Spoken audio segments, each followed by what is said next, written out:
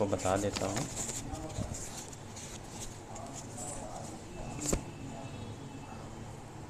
उन्नीस सौ बाईस तक हमने कवर किया था इसको। नेक्स्ट आगे देखते हैं। आगे आ जाता है आपका साइमन कमीशन। इसका गठन जो है 8 नवंबर 1927। आपको इसमें 2 डेट याद रखनी, 2 तारीखें याद रखनी। एक 8 नवंबर 1927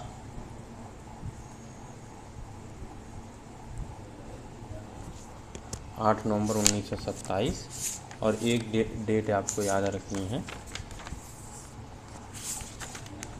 3 फरवरी 1928। 2 डेट याद रखनी है, 8 नवंबर 1927 और 3 फरवरी 1928। साइमन कमीशन का जो गठन हुआ था इंग्लैंड में वो 8 नवंबर 1927 को था और 3 फरवरी 1928 को ये भारत आया। ये 2 डेट याद रखनी, दोनों पूछा जा सकता है परीक्षा में, गठन और भारत कब आया। आगे देख लेते हैं। आगे है 1919 के अधिनियम जिसे मॉन्टेगू चेम्सफोर्ड एक्ट कहा जाता है के तहत साइमन कमीशन भारत आया। इसका गठन 10 वर्ष बाद होना था, लेकिन 2 वर्ष पहले कर दिया गया, क्योंकि भारत में उस समय जो कमीशंस आते थे, एक्ट आते थे, अधिनियम आते थे, वो प्रत्येक 10 वर्ष में आते थे, लेकिन इसको जो है जल्दी ही कर दिया, क्योंकि इंग्लैंड में उस समय चुनाव थे। इंग्लैंड में 2 पार्टी थी, जिसमें लिबरल पार्टी जो भारत के पक्ष में रहती थी, और ये जब तक कंपनी ने शासन किया, इसके बाद इंग्लैंड ने शासन किया, तो ये पार्टी सत्ता में नहीं रही। सत्ता में थी कंजर्वेटिव पार्टी, भारत में जो शासन कर रही थी। नेक्स्ट देखते हैं। कंजर्वेटिव पार्टी को डर था कि कहीं हम चुनाव हार गए तो 1919 के अधिनियम के बातों को लिबरल पार्टी मान जाएगी, इसलिए उन्होंने 2 साल पहले ही साइमन कमीशन का गठन कर दिया। साइमन कमीशन में 1-2 बातें और याद रखनी है, जिसमें आता है आपका इसके अध्यक्ष और इसके सदस्य जो हैं थे कौन। इसमें जो 6+1 थे, 6 सदस्य थे, एक जो अध्यक्ष था। ये देख लीजिए 3 फरवरी 1928 को भारत आया।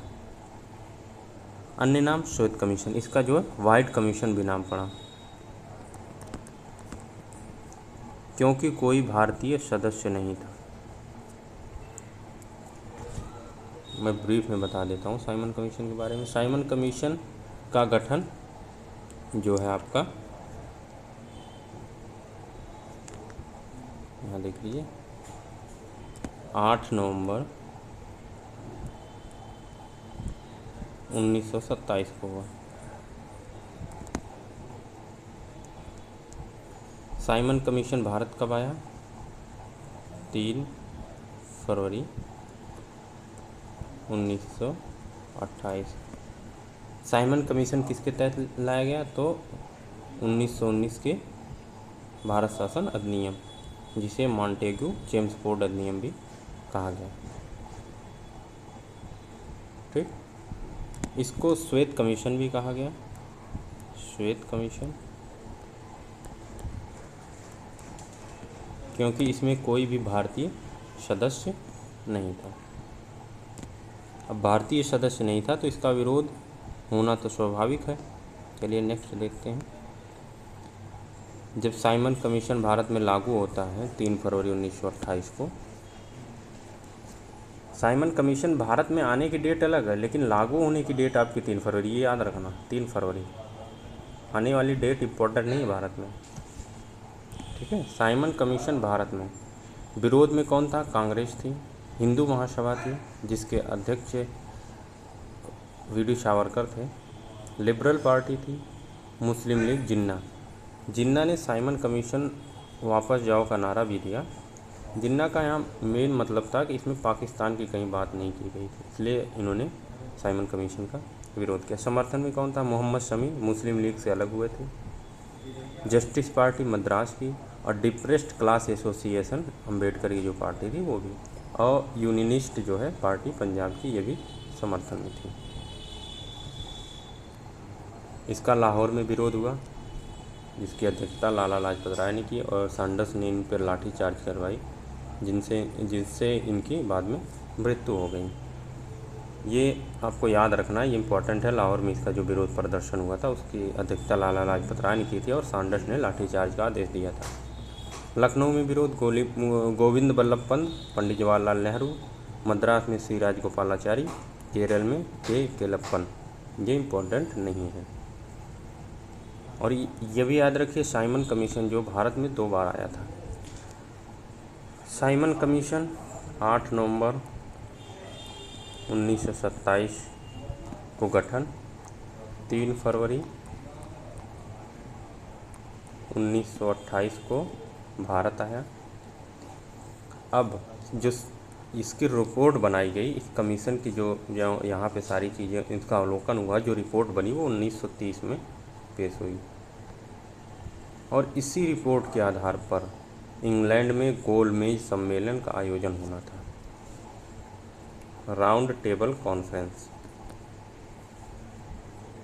किसकी रिपोर्ट पे? साइमन कमीशन की रिपोर्ट पे। 1927 में गठन हुआ इंग्लैंड में, 1928 में भारत में लागू हुआ और इसकी रिपोर्ट आई 1930 में। नेक्स्ट देखते हैं। पूरे भारत में साइमन कमीशन का विरोध को देखकर यूके के तत्कालीन पीएम वर्किन ने कहा, भारत अपना संविधान बना ले। उनको लगता था भारत अपना संविधान नहीं बना सकता। तब 3 फरवरी को जो लागू हुआ 1928 में, और फिर 28 फरवरी 1928 को दिल्ली में डॉक्टर अंसारी के अध्यक्षता में सर्वदलीय यानी सभी दलों की बैठक हुई, जिसमें 29 दल शामिल हुए। भारतीय संविधान की रूपरेखा यहीं से शुरू होती है।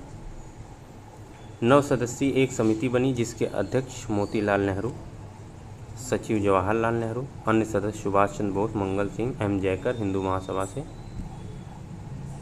तेज बहादुर सप्रू लिबरल पार्टी से, अली इस्लाम, शुएब कुरैशी और जीबी प्रधान थे। यहाँ पे 28 फरवरी 1928 को 9 सदस्यीय समिति की रिपोर्ट ने 2 लोगों ने बनाई, जो उनमें थे सप्रू और मोतीलाल नेहरू। 1928 में बनी ये रिपोर्ट को नेहरू रिपोर्ट कहा गया। ये इम्पोर्टेंट, परीक्षाओं में पूछा। नेहरू रिपोर्ट कब बनी? तो ये 1928 में बनी। किन लोगों ने बनाई? सप्रू और मोतीलाल नेहरू ने। तेज बहादुर सप्रू और मोतीलाल नेहरू। इस रिपोर्ट को पारित कराने के लिए लखनऊ में अधिवेशन हुआ, जिसमें जिन्ना ने अपनी 14 सूत्री मांगों को रखा। ये जिन्ना अब यहाँ से साइमन कमीशन में उसने विरोध क्यों किया? अब इसका हर चीज़ का विरोध करने का मतलब उसमें पाकिस्तान का ना होना। तो उन्हें 14 सूत्री मांग रखी, रिपोर्ट में पारित नहीं होने दिया गया जिन्ना की मांगों का। अब आते हैं नेहरू रिपोर्ट। नेहरू रिपोर्ट क्या थी? इसमें स्वायत्त राज्य डोमिनियन स्टेट की मांग की गई। डोमिनियन स्टेट में मोतीलाल नेहरू ने जो बनाई थी और सप्रू ने, कि केंद्र में जो अंग्रेज रहे, लेकिन जो राज्य हैं उनकी शक्तियां जो है राज्यों के पास, उसमें भारतीय नियम कानून कायदे जो हों वो लागू हों। यानी एक इंग्लैंड में चलता है ना कॉन्स्टिट्यूशनल मोनार्की, यानी संवैधानिक राजशाही, वैसा ही शासन नेहरू रिपोर्ट में चाहते थे। इसका विरोध हुआ क्योंकि ये पूर्ण स्वराज चाहते थे। पंडित नेहरू और सुभाष चंद्र बोस ये पूर्ण स्वराज चाहते थे, इसलिए इन्होंने नेहरू रिपोर्ट का विरोध किया। नेहरू रिपोर्ट कब आई? 1928 में। महात्मा गांधी ने इन युवाओं को कहा, यदि अंग्रेज स्वायत्त राज्य नहीं देते तो 1 वर्ष बाद हम पूर्ण स्वराज की मांग करेंगे। गांधी जी ने इनको समझाया कि यदि अंग्रेज हमें स्वायत्त राज्य नहीं देते, कि मतलब वो केंद्र में है लेकिन राज्य हमारा रहेगा, नहीं देते हो, राज्य का जो प्रशासनिक चीज़ें हैं वो सारी चीज़ें हम देखेंगे, कुछ मामलों में केंद्र की इसमें केवल भागीदारी होगी, जैसा कि आज होता है। 1 वर्ष बाद पूर्ण स्वराज की मांग करेंगे। 1 वर्ष बाद डोमिनियन स्टेट का दर्जा नहीं मिला तो दिसंबर 1929 लाहौर में कांग्रेस अधिनियम हुआ, जिसकी अध्यक्षता पंडित नेहरू ने की। अब ये भी याद रखना है कि 1929 का लाहौर अधिवेशन नेहरू रिपोर्ट के आधार पर, जब इन्हें डोमिनियन स्टेट का दर्जा नहीं मिला तो इन्होंने कहा था गांधी जी ने कि 1 वर्ष बाद हम पूर्ण स्वराज की मांग करेंगे। और इसके बाद जब 1 वर्ष बाद ये डोमिनियन स्टेट का दर्जा नहीं मिला तो 28 दिसंबर का कांग्रेस का अधिवेशन होता है। तो 1929 में जो हुआ लाहौर में, उस कांग्रेसन में अध्यक्षता की पंडित नेहरू ने, और इसी में रावी नदी के तट पर तिरंगा फहराया गया। पूछा जाता है कि पूर्ण स्वराज का प्रस्ताव किस अधिवेशन में रखा गया कांग्रेस के, तो जो 1929 का लाहौर अधिवेशन हुआ था, इसकी अध्यक्षता पंडित नेहरू ने की थी, पंडित जवाहरलाल नेहरू ने। इसी में पूर्ण स्वराज का प्रस्ताव रखा गया और 31 दिसंबर यानी 28 दिसंबर को इनका अधिवेशन हुआ और 31 दिसंबर को रावी नदी के तट पर पहली बार तिरंगा फहराया गया। ये परीक्षाओं में क्वेश्चन बहुत पूछा जाता है। क्या पूछा जाता है कि पूर्ण स्वराज की मांग प्रस्ताव जो है किस अधिवेशन में रखा गया, तो 1929 के लाहौर अधिवेशन में। अध्यक्ष कौन थे? पंडित जवाहरलाल नेहरू। और उसी के 2 दिन बाद 31 दिसंबर को 1929 को 3 दिन बाद रावी नदी के तट पर पहली बार तिरंगा फहराया गया। ये भी पूछता है। 26 जनवरी 1930 को स्वतंत्रता दिवस मनाने का निर्णय किया गया। यही जो है 26 जनवरी 1930 को स्वतंत्रता दिवस मनाने का निर्णय किया गया। ये भी परीक्षा में पूछता है। यानी तीनों ऊपर के जो हैं ये आपको रट ही लेने हैं।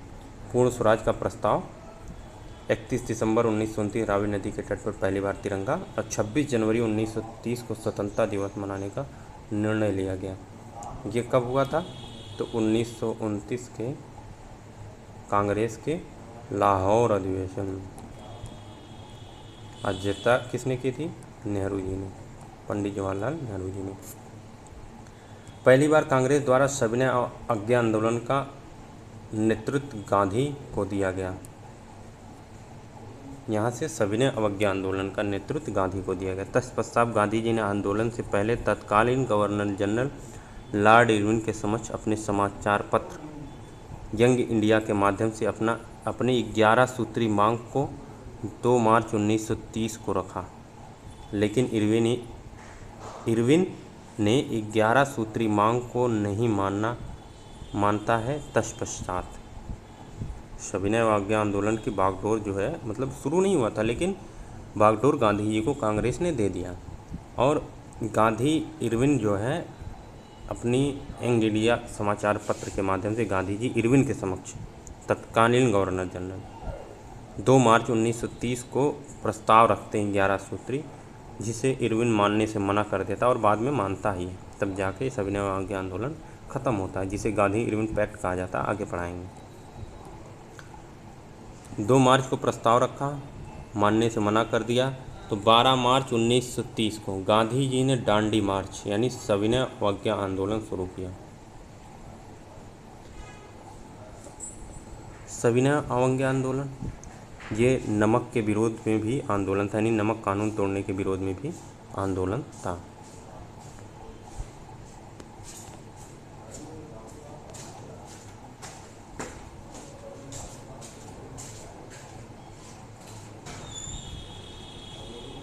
नमक तोड़ो कानून के भी विरुद्ध ये आंदोलन था। 12 मार्च 1930 को सविनय अवज्ञा आंदोलन शुरू होता है, जिसे डांडी मार्च कहा जाता है और नमक तोड़ो आंदोलन भी कहा जाता है। नमक कानून तोड़ो आंदोलन, विनय पूर्वक अवज्ञा करना ब्रिटिश सरकार के आदेशों की नमक कानून व्यवस्था के खिलाफ। विनय पूर्वक अवज्ञा करना ब्रिटिश सरकार ने जो नमक पर टैक्स बढ़ा दिया था। शुरुआत दांडी मार्च, याद रखना, साबरमती आश्रम से नवसारी ज़िले तक। दांडी मार्च जो शुरू हुआ था वो साबरमती आश्रम से नवसारी ज़िले तक। इसकी दूरी लगभग 385 किलोमीटर यानी 241 मील थी। एक मील में 1.6 किलोमीटर होता है। गांधी जी के साथ 78 लोग थे। 319 गांवों का दौरा किया, समय लगा 20 दिन। नेतृत्व पंजाब महाराष्ट्र, व्यक्ति सीमांत गांधी पंजाब से थे, महाराष्ट्र से सरोजनी नायडू और मणिलाल थे।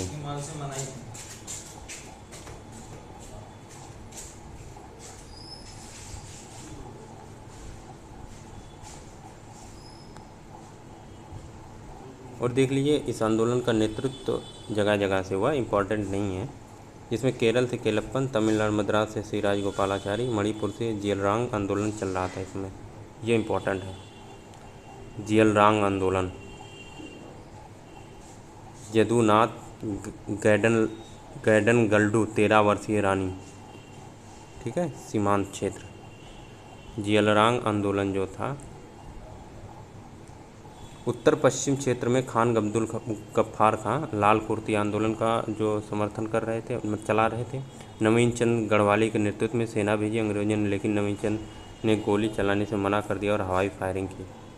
जो लाल कुर्ती आंदोलन था जिसे खान अब्दुल गफ्फार खां चला रहे थे, अंग्रेज़ों ने नवीन चंद गढ़वाली के नेतृत्व में सेना भेजी कि इन पर गोलियाँ चलाई जाए, लेकिन उसने मना कर दिया।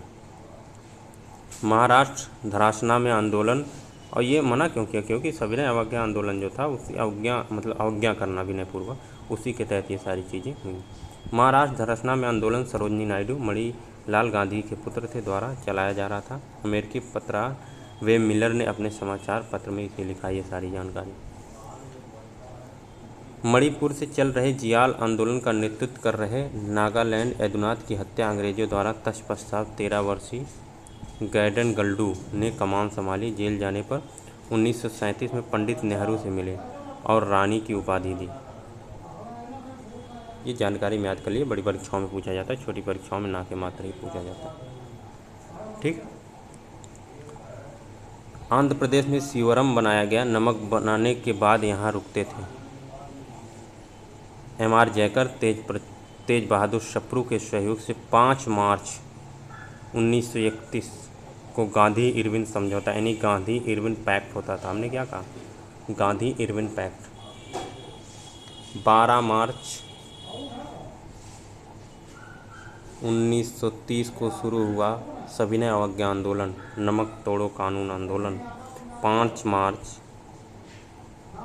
एक साल में जो है 7 दिन कम थे, 6 दिन कम थे। 1931 को M.R. जयकर और तेज बहादुर शप्रू के सहयोग से गांधी इरविन पैक्ट होता है, ये याद रखना। 1931 में गांधी इरविन पैक्ट, तत्कालीन गवर्नर जनरल भारत का जो। नेक्स्ट आ जाते हैं। इस समझौते से गांधी ने सविनय अवज्ञा आंदोलन को कुछ समय के लिए स्थगित कर दिया और द्वितीय गोलमेज सम्मेलन में भाग लेने के लिए गांधी तैयार हो गए। 1931 में गांधी इरविन पैक्ट होता है और 1930 में जो है 1931 में 1932 के जो गोलमेज सम्मेलन था उसमें गांधी जी भाग लेने के लिए सहमत हो जाते। इस समझौते को कांग्रेस से पास करना होगा, मतलब जो भी होता था वो कांग्रेस में पास कराना होता था, इसलिए कराची अधिवेशन होता, अध्यक्षता सरदार पटेल ने की। इस कांग्रेस अधिवेशन में युवाओं के द्वारा गांधी को काला झंडा दिखाया गया, जिसे व्यथित होकर गांधी ने कहा गांधी मर सकता है, गांधीवाद नहीं। द्वितीय गोलमेज सम्मेलन होता और गांधी भाग लेते। अब गोलमेज सम्मेलन देख लेते हैं। 1930 में जो शुरू हो गया था, असल में 12 नवंबर को शुरू हुआ, यानी आपका 12 मार्च 1930 को सविनय अवज्ञा आंदोलन शुरू होता और उसी साल नवंबर में 12 नवंबर को 1930 को गोलमेज सम्मेलन प्रथम प्रारंभ होता है। और फिर 5 मार्च 1931 Gandhi Irwin pact, Gandhi Irwin समझौता होता। गांधी जी दूसरे गोलमेज सम्मेलन में भाग लेने के लिए तैयार हो जाते हैं। चलिए देख लेते हैं गोलमेज सम्मेलन। लंदन जेम्स पैलेस गोलमेज सम्मेलन साइमन कमीशन रिपोर्ट पर तथा लॉर्ड इरविन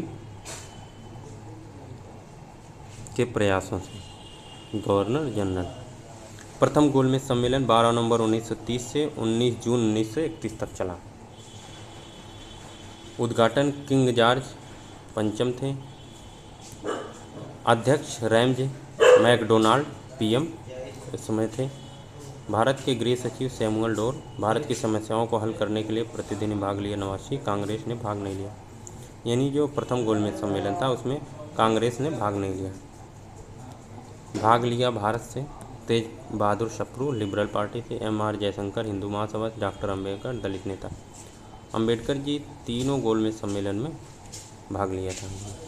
1930 के पहले में, 1931 के दूसरे में और 1932 के तीसरे गोलमेज सम्मेलन में। नेक्स्ट देखते हैं। नेक्स्ट आ जाता है जिन्ना प्लस आगा खां मुस्लिम लीग, सरदार पूर्ण सिंह सिख नेता, KT पाल ईसाई प्रतिनिधि। ये आपके जो थे इन्होंने भाग लिया था। जिन्ना का जो भाग लेने का मतलब था ना, वो पाकिस्तान की मांग थी, पाकिस्तान की। अभी देखो ये दूसरे गोलमेज सम्मेलन में शामिल नहीं हुआ। द्वितीय गोलमेज सम्मेलन 7 सितंबर 1931।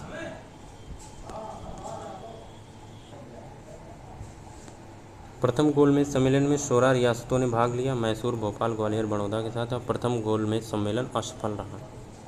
अब आता है द्वितीय गोलमेज सम्मेलन 1931। पहला 1930, दूसरा 1931। कांग्रेस प्रतिनिधि महात्मा गांधी, इन्होंने भाग लिया कांग्रेस से। स्त्री प्रतिनिधि सरोजिनी नायडू, ये भी याद रखना, एनी बेसेंट और मीराबेन, ये तीनों लोग गांधी जी के साथ गए थे। हिंदू महासभा से पंडित मदन मोहन मालवीय, इन्होंने पहली बार जो है इसमें भाग लिया। दलित नेता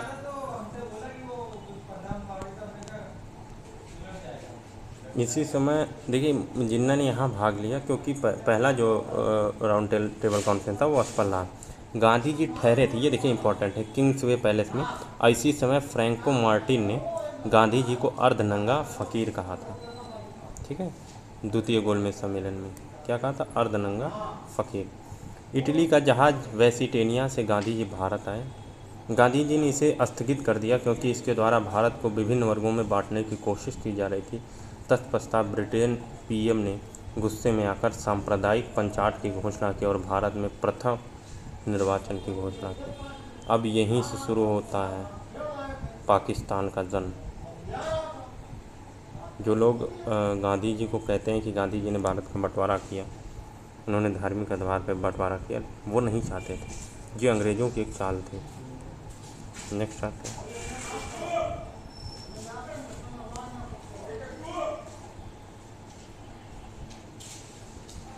दलितों का जो पृथक निर्वाचन था उससे गांधी जी नाराज़ हुए और इस समय ये गांधी जी जो है अरवदा जेल में बंद थे। 21 दिन की भूख हड़ताल पर बैठ गए कि दलितों को पृथक निर्वाचन क्यों दिया गया। तब पंडित मदन मोहन मालवीय और डॉक्टर राजेंद्र प्रसाद और चक्रवर्ती राजगोपालाचारी के सहयोग से पूना पैक्ट होता है। ये भी याद रखना है, पूना पैक्ट, पूना समझौता 24 सितंबर 1932 को गांधी जी और अंबेडकर के बीच। ये दलितों को लेकर बहुत बड़ा भारतीय निर्णय था जो पूना पैक्ट हुआ था। नेक्स्ट देखते हैं। नेक्स्ट आता है पूना समझौता पर हस्ताक्षर। दलितों को ओर से अंबेडकर ने किया, हिंदुओं की तरफ से मदन मोहन मालवीय ने किया, पंडित मदन मोहन मालवीय। तृतीय गोलमेज सम्मेलन आ जाता है। प्रतिनिधि 16, भाग नहीं लिया लिबरल पार्टी जिन्ना ने। गांधी जी ने तो वैसे भी नहीं भाग लिया, लेबर पार्टी की जिन्ना ने, लेबर पार्टी ने भी नहीं भाग लिया, जिन्ना ने भी भाग नहीं लिया। जिन्ना ने नहीं लिया, पाकिस्तान की मांग नहीं की गई थी। 1933 में श्वेत पत्र जारी किया तीनों गोलमेज सम्मेलन पर आधारित और इसी तर्ज पर 1935 का अधिनियम पारित किया गया। अब आता 1935 का अधिनियम। गोलमेज सम्मेलन के आधार पर 1933 में श्वेत पत्र जारी किया गया था, जो ब्रिटिश का मतलब ऑफिशियल पेपर है। अब इसके तहत 1937 में चुनाव होते हैं प्रांतीय। 8 प्रांत में कांग्रेस ने सरकार बनाई, 26 माह तक सरकार चलाई।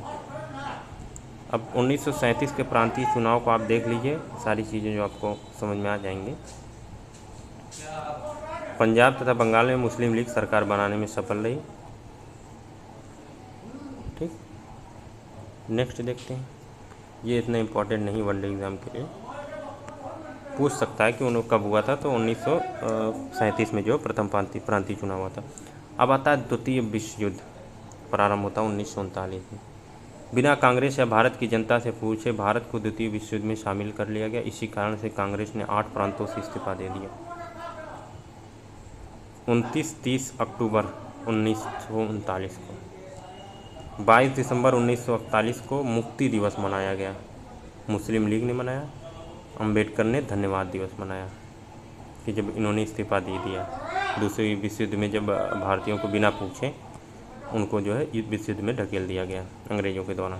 गवर्नर जनरल लॉर्ड लिथगो ने अगस्त प्रस्ताव, ये भी पूछता अगस्त प्रस्ताव कब आया था, अगस्त प्रस्ताव कब आया था, तो 8 अगस्त 1940 को, ये भी डेट याद रखनी है, 1940 को अगस्त प्रस्ताव आया। गवर्नर जनरल की कार्यकारिणी में भारतीयों की भागीदारी बढ़ाई जाए और संवैधानिक बात की गई, संविधान विकास की बात की गई। मैंने कहा था ना कि वहाँ से जब नेहरू रिपोर्ट बनी तो वहाँ से संविधान की कवायद शुरू हो गई और यहाँ अगस्त प्रस्ताव में आते आते सारी चीज़ें क्लियर होने लगी। पूछता अगस्त प्रस्ताव कब आया था, तो 8 अगस्त 1940 को। उपरोक्त शर्तें द्वितीय विश्व युद्ध की समाप्ति के बाद लागू होनी थी। इन्होंने प्रथम विश्व युद्ध में झांसा दिया था और इन्होंने कहा कि ये शर्तें द्वितीय विश्व युद्ध के बाद लागू होंगी। कांग्रेस असहमत थी क्योंकि एक बार इन्होंने ये सारी चीज़ें देखा था। मुस्लिम लीग असहमत थी क्योंकि इसमें पाकिस्तान की बात अलग नहीं की गई थी। पाकिस्तान की मांग, पाकिस्तान का नाम सर्वप्रथम रहमत अली ने दिया, कैम्ब्रिज विश्वविद्यालय के छात्र थे। मांग, लाहौर अधिवेशन में मुस्लिम लीग 1940 में, अध्यक्ष मोहम्मद अली जिन्ना।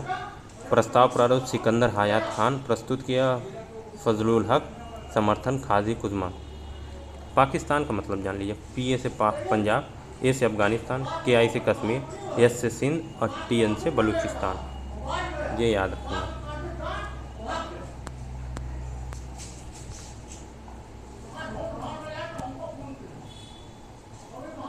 क्रिप्स मिशन, ये सारी चीज़ें हैं।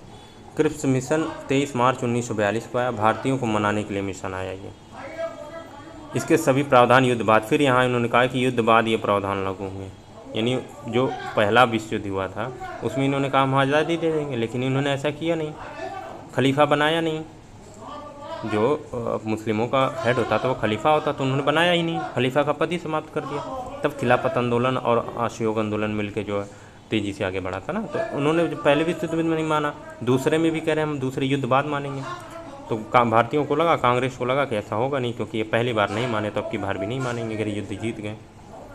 विरोध और अस्वीकार किया इन्होंने क्रिप्स मिशन को, गांधी और नेहरू ने इसे डूबते हुए बैंक का उत्तर तिथि चेक कहा था। ये पूछता है डूबते हुए बैंक का उत्तर तिथि चेक क्रिप्स मिशन को किसने कहा था, तो नेहरू जी ने कहा। मुस्लिम लीग, क्योंकि इसमें पाकिस्तान का जिक्र नहीं था, इनका तो अलग ही चल रहा था। अंग्रेजों द्वारा पहली बार कहा गया कि भारतीय का संविधान भारतीयों द्वारा बनाया जाएगा क्रिप्स मिशन के अनुसार। क्रिप्स मिशन के सबसे पहले उत्तर तिथि चेक कहा महात्मा गांधी।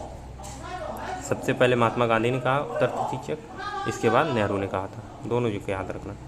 फिर आता 9 अगस्त 1942 का भारत छोड़ो आंदोलन। अब मौका था, अंग्रेज वहाँ द्वितीय विश्व युद्ध में व्यस्त थे और मौका था कि ऐसे आंदोलन की जो अंग्रेज़ों को जड़ से उखाड़ सके। तो गांधी जी ने 9 अगस्त 1942 को भारत छोड़ो आंदोलन की शुरुआत की। प्रस्ताव रखा, महात्मा गांधी जी ने प्रस्ताव लिखा। सर्वप्रथम प्रस्ताव रखा गया वर्धा कांग्रेस सम्मेलन में, कांग्रेस का जो वर्धा सम्मेलन था उसमें रखा गया। प्रस्तावित स्थान पुणे प्लेग के कारण पुणे में रखा गया था, लेकिन प्लेग के कारण इसे बम्बई ग्वालियर टैंक मैदान संस्कृत स्कूल से शुरू किया गया। ये इंपॉर्टेंट पूछता है कि भारत छोड़ो आंदोलन की शुरुआत कहाँ से होती है, ग्वालियर टैंक मैदान संस्कृत स्कूल बम्बई। व्यक्तिगत सत्र 1940, गांधी जी ने दिल्ली चलो आंदोलन या व्यक्तिगत सत्र। पहले व्यक्तिगत सत्याग्रही पूछता है तो विनोबा भावे थे, आप याद रखना। दूसरे पंडित नेहरू और तीसरे ब्रह्मदत्त। 1942 9 अगस्त 1942 बॉम्बे से ग्वालियर टैंक मैदान से पवनार आश्रम गांधी जी ने भाषण देकर भारत छोड़ो आंदोलन की शुरुआत की। करो या मरो का नारा इसी में गांधी जी ने दिया। भारत छोड़ो आंदोलन प्रस्तावित शर्तें क्या थीं। कोई सरकारी कर्मचारी नियुक्ति से त्यागपत्र ना दे, लेकिन निष्ठा हिंदुस्तान के प्रति घोषित करे, यानी सरकारी पद पर बने रहे और निष्ठा हिंदुस्तान के साथ रखे।